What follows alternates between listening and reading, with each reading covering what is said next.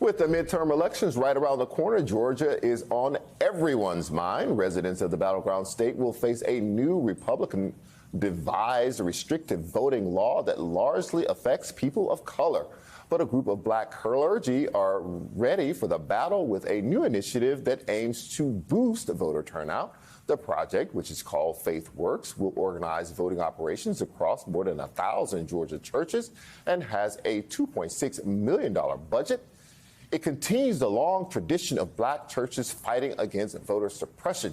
Joining me now, Bishop William Barber, co-chairman of the Poor People's Campaign and author of We Are Called to Be a Movement, and Bishop Reginald Jackson, presiding prelate of the 6th Episcopal District of the African Methodist Episcopal Church and a founding leader of Faith Works.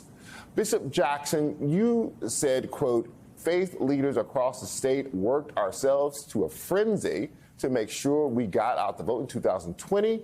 We have to work doubly hard to overcome the barriers put in place now for the 2022 election. How will Faith Works help to combat those barriers? Well, good morning. Faith Works will, number one, seek to make sure that all of our congregations, we're talking about well over 1,000 churches, that all the members of our congregations, their families, and the neighborhoods where these churches are, that number one, they're registered, number two, they're informed, number three, they're mobilized, and number four, organized to get out the vote. And it will be a grassroots effort. We will have people in local neighborhoods, especially in rural parts of the state, to make sure that all of our people not only vote, but vote in their best interest and exercise their voice. Bishop Barber, the Poor People's Campaign and 32 different church organizations recently had a big event in D.C. to mobilize folks to the polls. What's at stake this election cycle? Well, Charles, thank you so much, and Bishop Jackson. You know, so much is on the ballot, and black voters don't vote alone. The same forces threatening black people threaten young voters, Latinos, Asians, Native Americans, women. And so black voters are impacted by issues, not personality. So what they're looking at is saying if 60.9% of black voters, black people, are poor and low wealth, where do candidates stand on things like living wages? If millions of black voters are without health care, among the 87 million people without health care, where do candidates stand on health care and universal health care? If millions of black voters are affected by climate change and formerly incarcerated disenfranchisement of people, where do the candidates stand on that?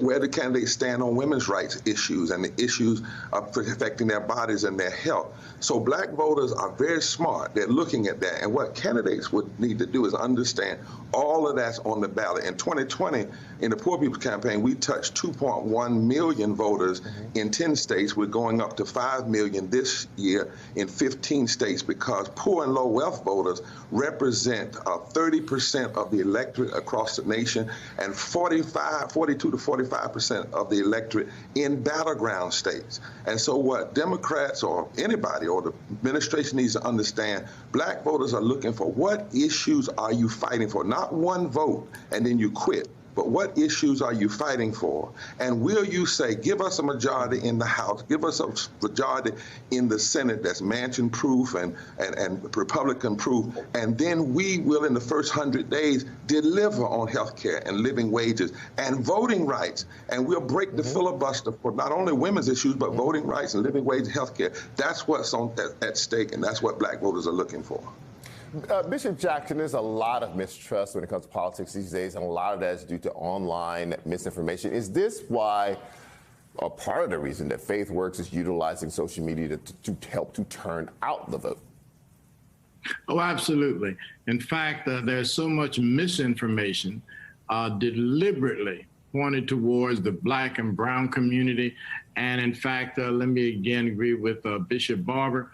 It's important that people are informed and issues are important.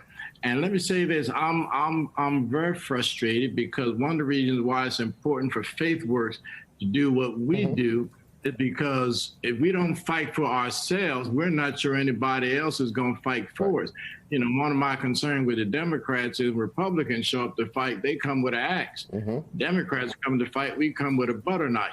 And so somebody's got to fight and stand for us, and we've got to mobilize our people to do that. Bishop Barber, while I have you, I just want to switch gears for a moment and get your reaction to the White House's announcement that President Biden will request $37 billion in the annual budget to go towards law enforcement and crime prevention. It's a staggering amount of money.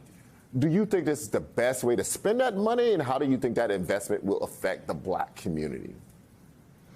You know, that's deeply problematic. On one hand, Black folk want safe communities, always have. But on the other hand, we have deep problems with the problems within the policing and police violence. But here's where I think people are. You see, we talk about that issue, but we only have one vote on restoring voting rights. One vote all in 2 years. That's you can't do that. You have to keep voting, keep fighting. We haven't had but one vote on living wages, and 41% of Black people would be lifted out of poverty and low wages if we just raise the minimum wage to $15 an hour. We've only had one vote on health care. So what I would like to see Democrats do, number one, the president, meet with a group of diverse, poor and low-wealth people, religious leaders and economists. Secondly, don't just try to find a silver bullet. Push a complete agenda and then show how that agenda will impact Black, brown, and white people. Show that in the House, every bill we need passed has already been passed. The problem is the Senate. Talk and say, if you give us a majority in the Senate, then we will pass these things that impact the Black community and other communities. The problem is we keep trying to find a silver bullet. That's why in the Black church, we must protest in the streets and in the suites. We must tell politicians that our votes is not a support, our votes are demands, and we must prepare our people to vote with every avenue we have, because all these things are on the ballot. And if we don't do it, what will happen is people keep searching for one issue. I'm ready to see the full investment on health. Right.